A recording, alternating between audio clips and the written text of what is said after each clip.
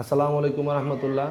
জাতীয় মৎস্য হ্যাচারির পক্ষ থেকে আমি রয়েছি স্বত্বাধিকারী ও মৎস্য ডাক্তার রাজু আহমেদ। সকলকে জানাই আন্তরিক শুভেচ্ছা ও অভিনন্দন। আজকে যে মাছ প্রসঙ্গে কথা বলবো সেই মাছটি হচ্ছে ভিয়েতনাম কই মাছ। আপনারা সকলে জানেন ভিয়েতনাম কই এই মাছগুলো মানে চাষ করে বাংলাদেশের অনেক প্রান্তিক খামারি সফলতা অর্জন করেছে। ভিয়েতনাম কই কিভাবে চাষ করবেন, ভিয়েতনাম কই অরিজিনাল মাছের পোনা কোথা থেকে সংগ্রহ করবেন এবং ভিয়েতনাম কই কয় মাসে আপনি দুইটা তিনটা বা চারটায় কেজিতে কিভাবে আনবেন, বিস্তারিত এই বিষয়ে এই ভিডিওতে কথা হবে। জি প্রিয় দর্শক, ভিয়েতনাম কই এটি একটি হাইব্রিড প্রজাতির কই, মানে কই মাছ। এই কই মাছ 90 দিন অর্থাৎ 3 মাসে বাজারজাত করা সম্ভব। এটাকে আপনি 1.2 থেকে 1.3 এফসিআরের মাধ্যমে আপনি 3 থেকে 4 মাসে বাজারজাত করতে পারবেন। আর ভিয়েতনাম কই প্রতি শতকে আপনি কত পিস মাছ মজুত করবেন এটা আপনাকে জানতে হবে। ভিয়েতনাম কই আপনি পার শতকে 1000 থেকে 1500 মাছ মজুত করতে পারবেন। অনেক ক্ষেত্রে দেখা যায় এর থেকে বেশিও মজুত করে থাকে অনেক খামারি ভাইয়েরা। কিন্তু আমি আমার ব্যক্তিগত অপিনিয়ন, ব্যক্তিগত মতামত থাকবে, আপনারা 1000 থেকে 1000 থেকে 1500 পিস পোনা পার শতকে মজুত করবেন। ভিয়েতনাম কইয়ের পুকুর প্রস্তুতি বা পুকুরটা কীরকম হলে ভালো হয়। ভিয়েতনাম কই আপনি যে কোনো পুকুরে বা যে কোনো জলাশয়ে আপনি চাষ করতে পারবেন। এটা আপনি মিশ্রভাবেও চাষ করতে পারবেন, যেমন অন্য কোনো মাছের সাথে রুই, কাতল, সিলভার ব্রিকেট, যে আমাদের ক্রাব জাতীয় যে মাছগুলো রয়েছে এদের সাথেও আপনি নির্বিঘ্নে চাষ করতে পারবেন। এই কই মাছগুলো আপনি কিভাবে খাবার দিবেন আর কোন খাবার একে আপনি খাওয়াবেন। দেখেন, বাংলাদেশে অনেক ধরনের অনেক কোম্পানির গুণগত মানসম্পন্ন রেডি ফিড বাজারে কিনতে পাওয়া যায়। আপনারা ওই ধরনের রেডি ফিড কিনে এদের খাবার দিতে পারবেন। আর কোন লাইনের পোনাটা আপনি মানে কীরকম, বা 2000 কেজি নাকি 3000 কেজি নাকি 1500 কেজি লাইন আপনি চাষে দিবেন।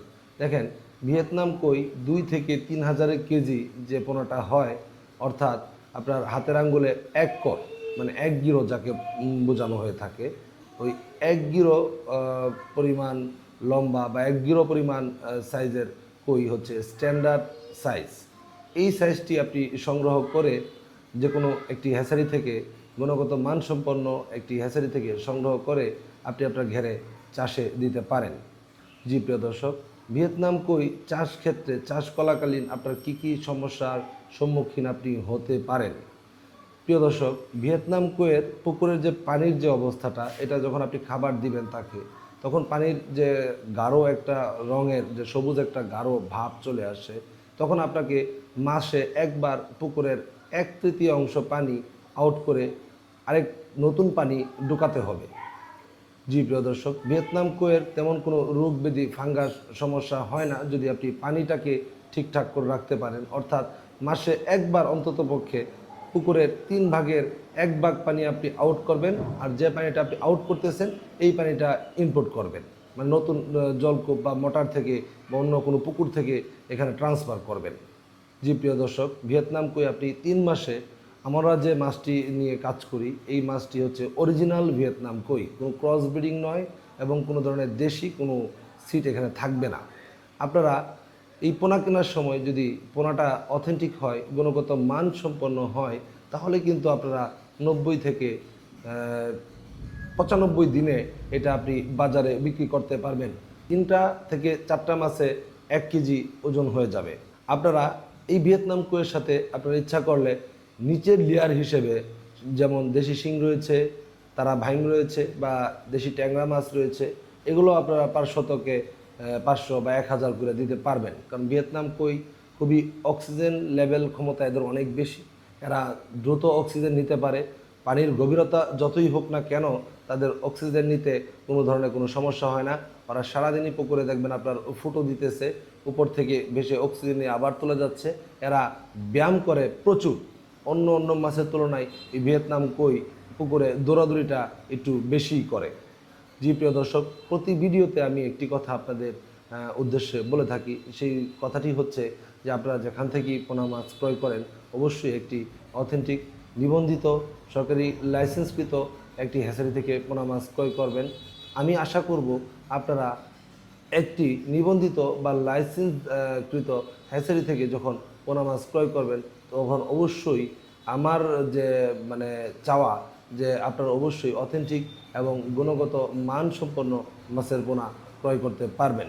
আর আপনার চাষ চলাকালীন যদি মাছের পোনা 1 নাম্বার না হয়ে যদি 2 নাম্বার হয় তাহলে আপনি তাকে যতই খাবার দেন আর যতই ভালো ভালো খাবার আপনি ইনপুট করান পুকুরে, তো আপনার রেজাল্ট কিন্তু তেমন একটা ভালো আসবে না। জি প্রিয় দর্শক, আপনাদের এই মৎস্য বিজনেস, আপনাদের এই মৎস্য স্বপ্নের খামার যাতে ভালো হয় এবং সুশৃঙ্খলভাবে আপনারা পোনা মাছ ক্রয় করে আপনারা বাংলাদেশের আমিষের চাহিদা আপনারা যেন পূরণ করতে পারেন, সেই আশা ব্যক্ত করে আজকের ভিডিও থেকে এখান থেকেই বিদায় নিচ্ছি। ততক্ষণ পর্যন্ত আপনারা সুস্থ থাকুন এবং ভালো থাকুন। ধন্যবাদ। আসসালামু আলাইকুম।